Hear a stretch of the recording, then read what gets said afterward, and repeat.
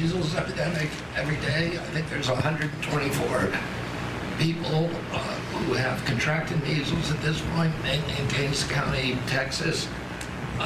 Mainly, we're told, in the Mennonite community. There are 2 people who have died, but we're watching it, and there are about 20 people hospitalized, mainly for quarantine.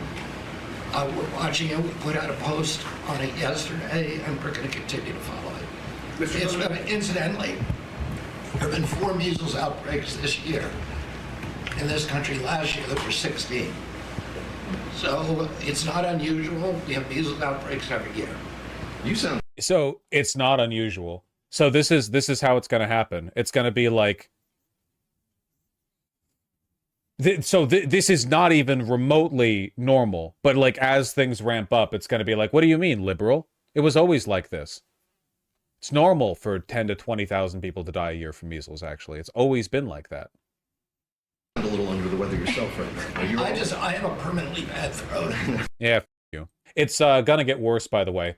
As anti-vaccine sentiments have grown more popular in response to all of the hysteria after the COVID pandemic, we are getting smaller and smaller percentages of kindergartners who are vaccinated.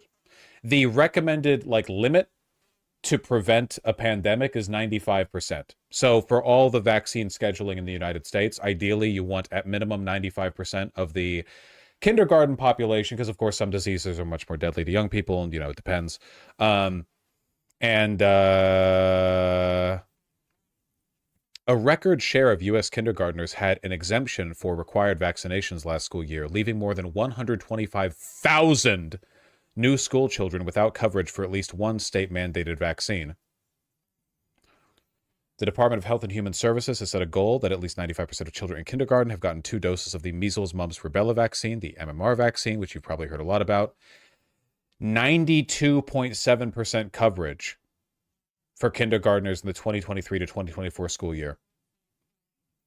Rates for other state-mandated vaccinations, including diphtheria, tetanus, and acellular pertussis, known as DTaP, that's what I'm more familiar with, and polio also declined. The vast majority were non-medical exemptions, of course. Not vaccinated your child should be considered child abuse, period. Yeah, of course, obviously, yeah. In a sane society, absolutely 100%. Unless you have a specific medical exemption, it should be you should be subject to criminal, or at least, liable to civil retaliation. This is symptomatic of civilizational collapse? Yes. Uh-huh. Yeah, this is like an actual, it's gonna be over thing. Everything we thought we managed to bury in the 1940s is coming back, unfortunately. Because it turns out that you get all of it again if wealthy people are allowed to run society.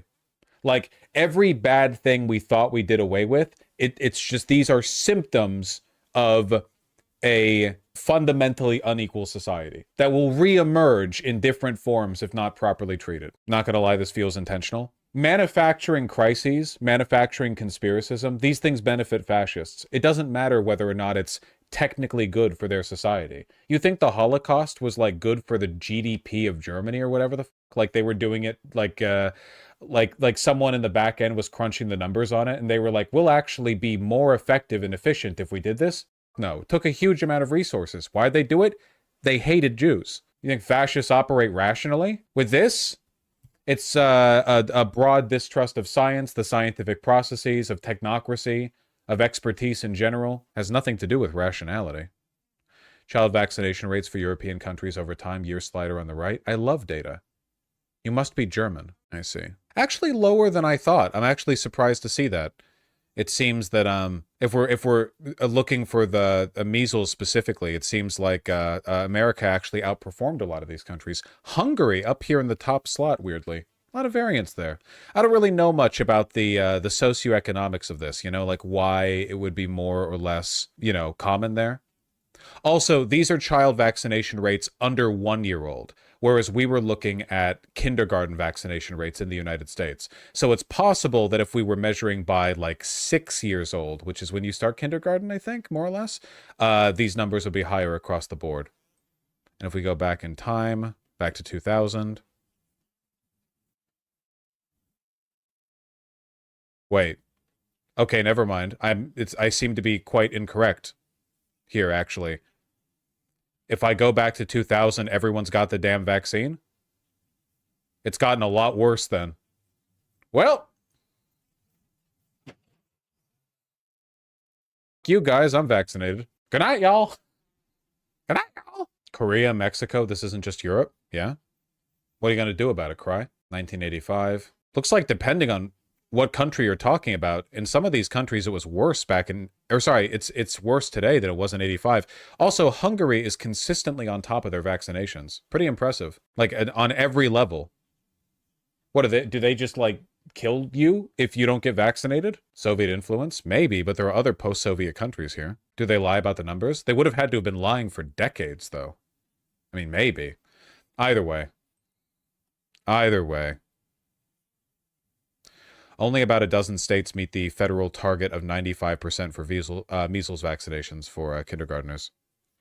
Yay. It's only going to get worse. CDC investigating hospitalizations of 5 people who recently received the goddamn shungite vaccine. Chikungunya? I don't know what the hell that is. Measles case count in West Texas. So many of the people who get infected with measles, who get sick and need to be hospitalized, are children. So we're here at Covenant Children's, and I want to give you an idea of how this works over here. Somebody pulls up, even before they go inside the hospital, they'll actually get evaluated in this shed out here. Okay. They want to determine if someone actually has measles. They need to be put into personal protective gear and then taken inside the hospital. Someone's like blowing through a straw. We've had over 15 patients admitted here in our children's hospital with measles over the past several weeks. Dr. Laura Johnson is the chief medical officer here. How do you even begin to approach as a patient comes in? What do you do for them? Most of the patients who've been admitted have had respiratory issues. We put them in the box. Needing supplemental oxygen and respiratory support to help them get over the viral pneumonia. Don't we have a cure for measles? Yeah, we have a vaccine for it. You just take it when you're young, and then you never get measles. It's great. With measles. It's one thing to treat these patients on the ground, but the key in the middle of a measles outbreak is to try and prevent more cases from occurring. That's really challenging given how contagious this is. Sure. Appreciate it. Hey, how you doing? Nice to meet you. How's it going? That's the kind of the reaction we're getting. Freezing weather. You love that when you ask a doctor how it's going, and they're like, "It's fine. It's going fine. It's going fine. It's going fine." And measles outbreaks. Dr. Jennifer Schufert is the commissioner for the state health department. What do you think the next weeks and months is going to look like? I think that we're going to continue to see cases. I think I'm going to lose my shit, what the next basically. few months look like. It kind of depends on how effective we are at getting messaging out about, making she looks sure suicidal. that people get vaccinated, that they stay at home if they're sick, and really trying to push that message through really trusted community leaders. Can you imagine being an adult on the turn of the millennium? The Cold War is over. Science and technology are advancing at a rapid rate. Computers are entering the homes.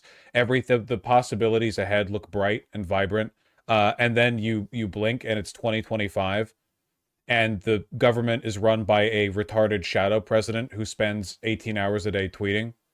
And vaccination rates are plummeting. You and I have been doctors for some time, I think me a bit longer than you. But Fukuyama was proven right. People went to fascism because they were bored. I think there is some truth to that, but I also don't like the idea that it's just something people did, People were pushed into it by corporate interests, Like, literally at every stage of this rightward shift in society, somewhere behind it, capital. Like, literally at every point.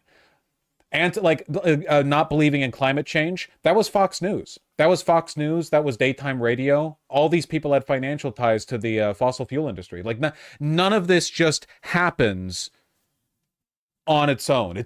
There is a bad guy. It's informed simplicity, And Russian disinformation. But the Russian disinformation is just capital over there, It's not the working class of Russia that are spreading misinformation over here. It's the same damn agents everywhere.